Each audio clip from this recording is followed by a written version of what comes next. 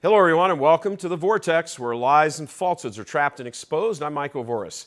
A few days ago, an internal FBI report was leaked drawing an association between what it calls radical traditional Catholic, RTC for short, and what the Bureau says is racist, bigoted, white nationalist political views. The name of the 8-page dossier is Racially or Ethnically Motivated Violent Extremists, RMVE, and their interest in radical traditionalist Catholics, or RTCs. Church Militant is named directly on page 4 of that FBI report, and on scanning through it is the only media group mentioned by name within the body of the text. The 8-page dossier strains to make any coherent argument that believing, practicing Catholics hate Jews, blacks, gays, immigrants, you name it, a subject treated almost as a throwaway assumption, like it's just a given. The FBI dossier then moves from its incorrect connection between these attitudes, which again do not exist, to the threat of actual violence against pro-abortion people. Without the slightest justification, much less actual proof, the unidentified writer of the dossier swings wildly between theological issues and political issues, making connections that just don't exist. Since Church Militant is mentioned by name and singly, we are going to take this moment to respond officially to this reckless pack of lies, misinformation, and obvious political targeting by an increasingly woke and leftist-leaning FBI. First, let's talk about the theological idiocy the FBI report contains.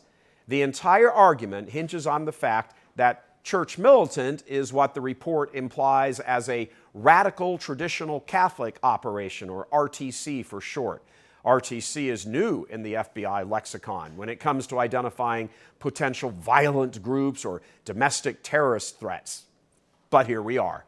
The FBI writer explains that RTCs reject Vatican II and to one degree or another reject Francis's legitimacy as well as other popes going back to 1958. In other words, schismatics, groups like the SSPX and Sedevacantists. It's especially hilarious, not to mention completely off base, that Church Militant could even come close to being lumped in with the schismatic crowd, especially since we just spent 2 straight weeks warning Catholics to avoid those groups like the plague. The FBI writer, investigator, clearly has zero understanding of the internecine wars within the church, completely zero. That said, while there are certain elements within the small, limited number of tiny groups in that schismatic world who do display some anti-woman, anti-Jew sentiments, they are extremely rare and certainly do not in any way, shape, or form pose some threat of violence or even potential violence to pro-aborts or anyone else for that fact. And yes, you just heard Church Militant coming to the defense of schismatics, not for their errant theology, but for their politics.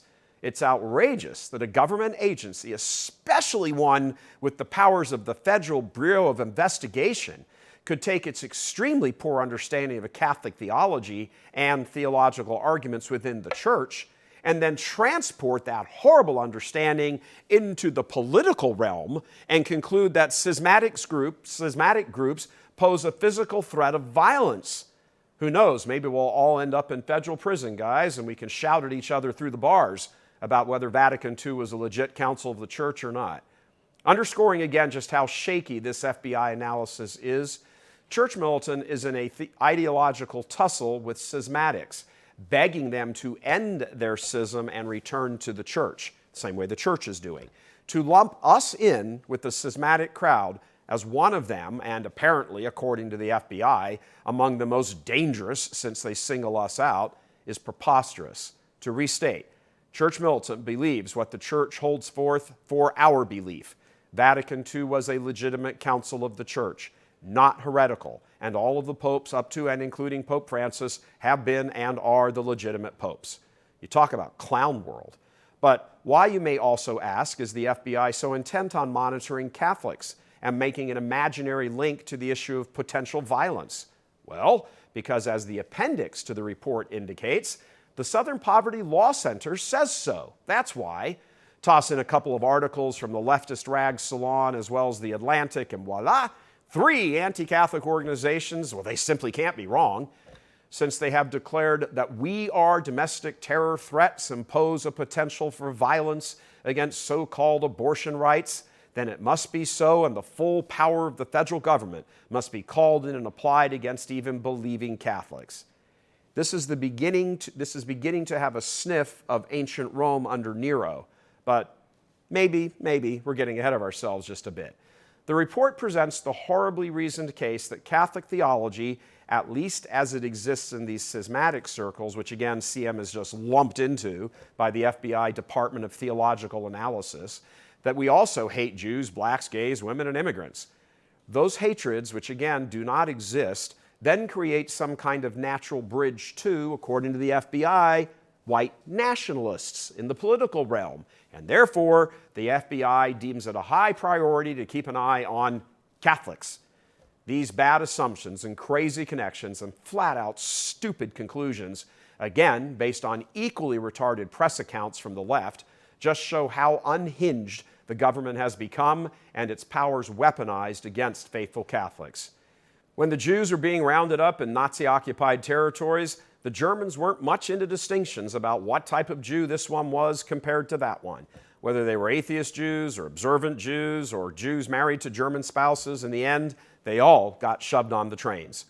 That's what all of this has a ring of. Trumped up charges based on faulty analysis, which clearly is politically motivated to fight the pro-life cause, which is spearheaded by Catholics.